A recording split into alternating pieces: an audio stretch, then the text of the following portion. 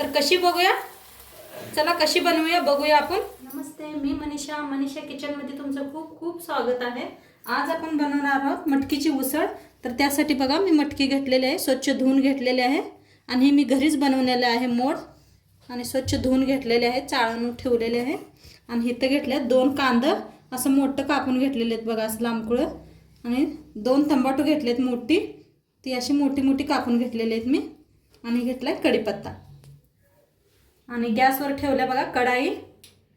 कढाई चांगली तापले, ओतूया थोडंसं तेल। आपणाला मटकी ना भाजून घेऊया आपण। थोडंसं तेल ओतले, घेतलेली मटकी ओतू ह्याच्यात। मटकी भाजून घेऊया हलवून। बघा 5 मिनिटं मटकी चांगली भाजली। आता काढून घेऊया एका प्लेटात। काढून घेतले कढाईमधनं, तर त्याच कढाईत तेल ओतूया, चमचाभर तेल ओतूया। तापलं का 1 चमचाभर मोहरी घालूया। तेल चांगलं तापले बघा, चांगली तडतडायला आले। त्याच्यात 1 चमचा जिरं घालूया, हिंग घालते थोडंसं।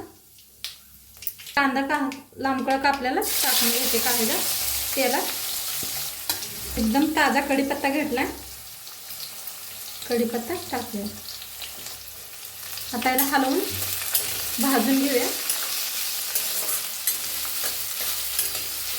कांदा जरा भाजला आहे, त्याच्यात आपण अद्रक आणि लसणाची पेस्ट घालूया 1 चमचाभर, हलवून घेऊया। लाल होईपर्यंत भाजून घेऊया आपण कांदा। बघा 1 टमाटो टाकले मी आणि 1 टमाटो कापलेलं बाजूला ठेवलंय, ते आपण नंतर यूज करणार आहे। बघा कांदा टमाटो चांगलं भाजले आहे। आता याच्यात हळद घालूया आपण 1 चमचाभर हळद, धनिया पावडर, आपलं लाल तिखट 1 चमचा। सगळ्यांना मिक्स करून घेऊया मसाल्याला।